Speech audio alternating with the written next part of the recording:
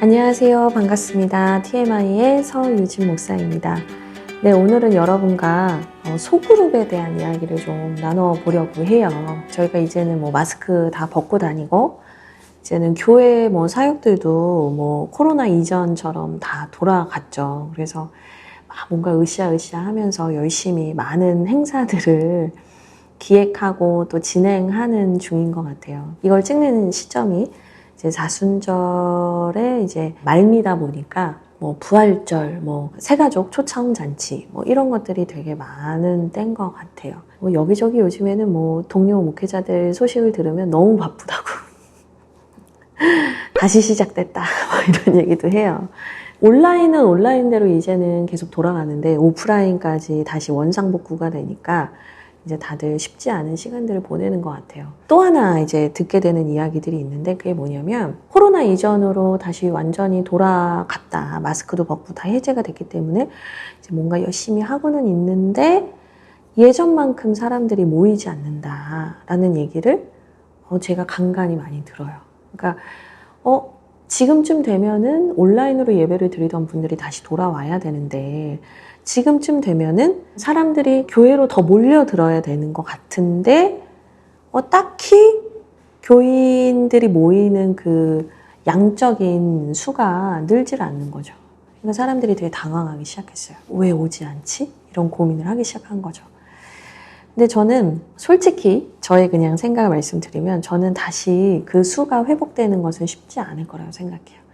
왜냐하면 오프라인 예배나 오프라인 모임을 사모했던 그분들은 이미 이제 단계가 완화됐을 때부터 이미 교회를 나오기 시작했고요.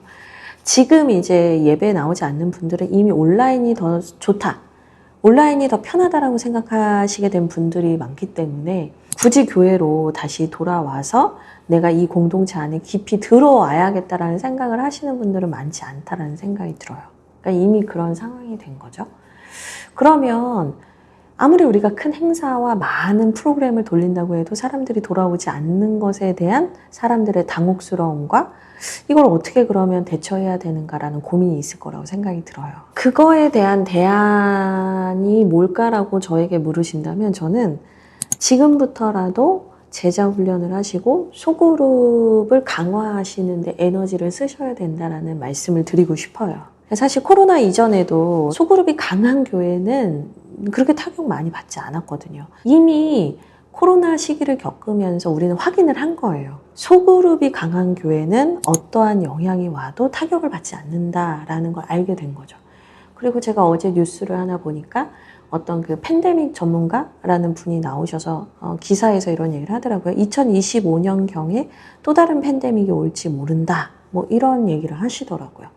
그러니까 팬데믹은 코로나가 끝나면 끝나는 게 아니라 앞으로 다시 언젠간 다시 올 수도 있는 문제라는 거예요.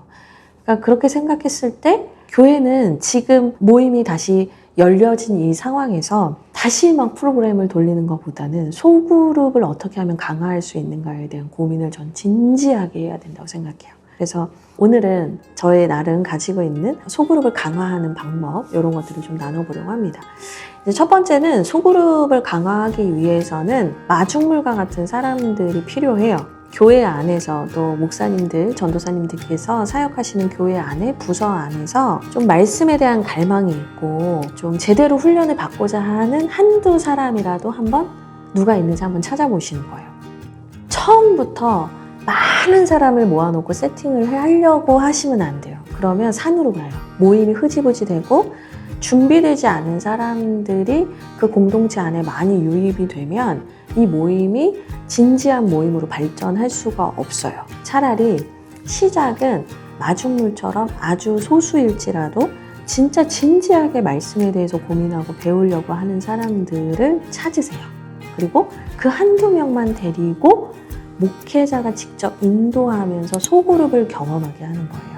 그 한두 명의 사람을 데리고 지금부터 바로 당장 모임을 시작하시는 거예요. 그래서 그 모임 안에서 자연스럽게 그 목회자가 가지고 있는 특징들, 장점들, 또 은혜들, 스킬들, 또 그 마음을 잘 흘려보낼 수 있도록 그들과 시간을 많이 보내시면 좋겠어요. 특별히 저는 이제 교재가 있는 게 좋긴 한 것 같아요. 좋은 교재가 있으면 좋기는 한데 그 교회 상황에 맞춰서 좋은 교재를 택하셔서 이제 한가 하면서 대화를 열어갈 수 있는 교재가 있는 건 좋아요. 텍스트가 있는 건 좋은 거죠. 근데 만약에 우린 그런 걸 잘 모르겠다, 그런 거를 어떻게 해야 될지 모르겠다 이런 분들이 계신다면 진짜 성경을 가지고 시작하시면 돼요. 한 장 읽고 같이 말씀 나누고 삶 나누고 기도하고 이렇게만 해도 되거든요.